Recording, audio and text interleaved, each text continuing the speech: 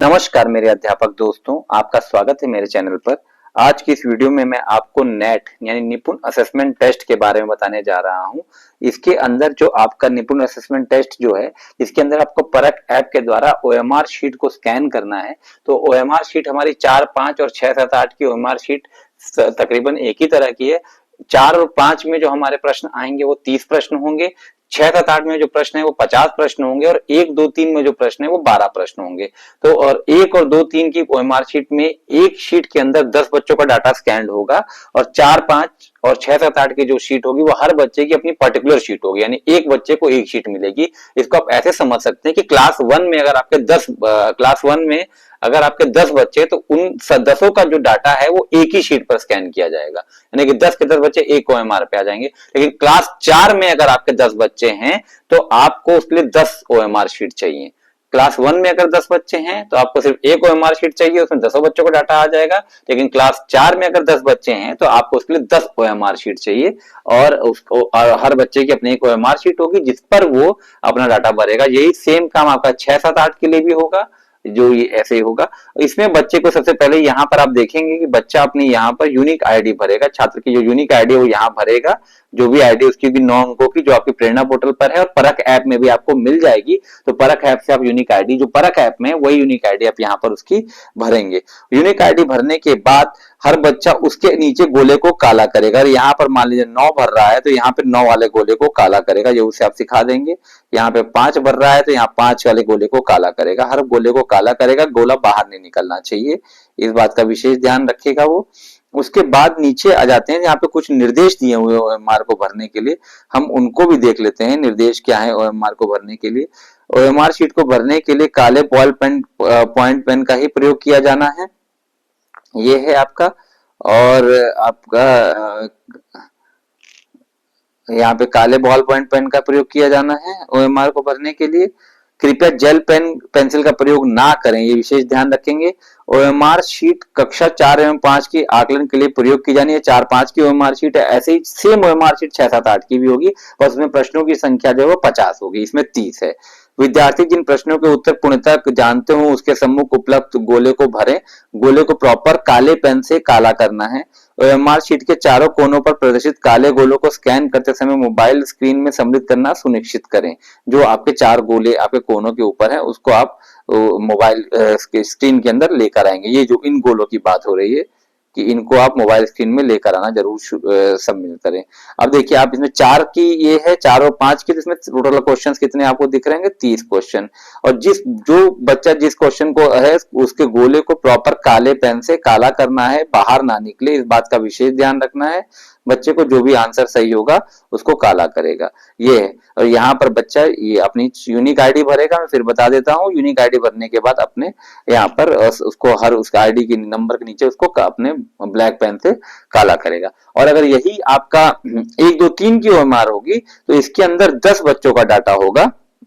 यहाँ पर हर बच्चे का डाटा होगा, यहाँ पर 10 बच्चों का डाटा होगा। इसे एक बच्चे का यूनिक आईडी यहाँ लिखी जाएगी, एक बच्चे की यूनिक आईडी यहाँ, एक की यहाँ, एक की यहाँ, से 10 बच्चों की यूनिक आईडी आपकी लिखी जाएंगी।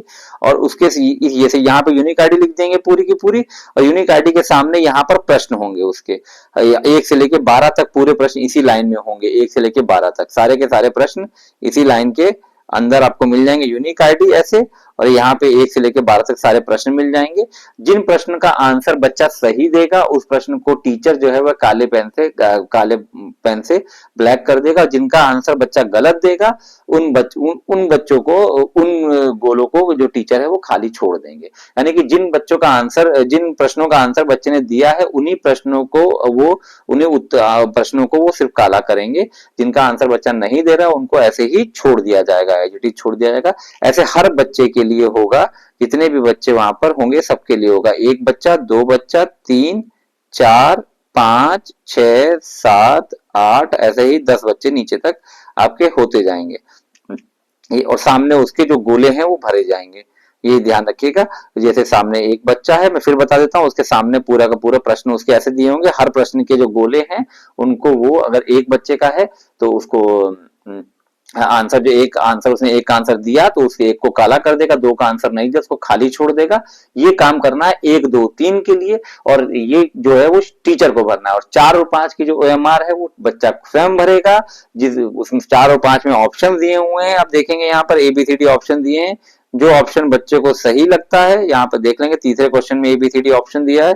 जो जो ऑप्शन सही लगता है बच्चे को ABCD में से, उस ऑप्शन को बच्चा ब्लैक पेन से काला कर देगा।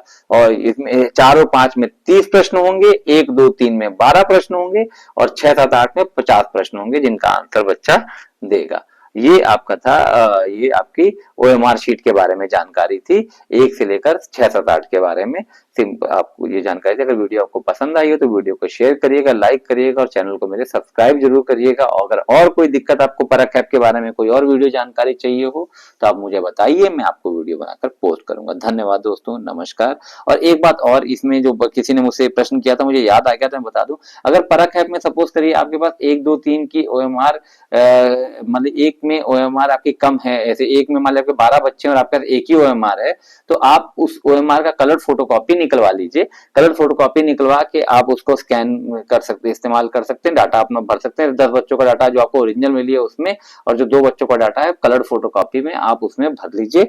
और अगर सपोज करिए वो कलर फोटोकॉपी स्कैन नहीं हो रही है तो जो ओरिजिनल वाली है आप उसको स्कैन करिए, ओरिजिनल वाली को आप स्कैन कर लीजिए। और स्कैन करने के बाद ओरिजिनल वाली को आप उसमें जो 2 बच्चों का डाटा जो आपका कलर फोटोकॉपी में आपने भरा हुआ है, उन 2 बच्चों का डाटा आप यूनिक आईडी से उन 2 बच्चों को यूनिक आईडी और उनका जो आंसर्स हैं उनको भर भर के आप उसे सेव कर सकते हैं। अगर आप मेरी पिछली वीडियो देखेंगे 1 2 3 में, जिन बच्चों का डाटा आपको नहीं चाहिए या ऑलरेडी आपने भरा हुआ तो उनको आप क्रॉस के साइन से हटा भी सकते हैं, मैंने बताया हुआ है।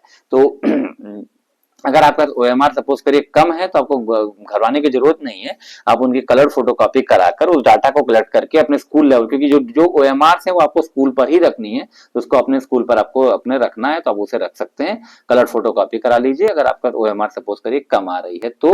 फोटोकॉपी कराने के बाद उस डाटा को आप कलेक्ट करके रखिए। ये कि डाटा आपका जो आपके पास डाटा OMR के अंदर भरा हुआ है और जो डाटा आप ऐप में भर रहे हैं वो डाटा सेम होना चाहिए, और OMR आपके स्कूल स्तर पे सुरक्षित रखी होनी चाहिए। धन्यवाद दोस्तों।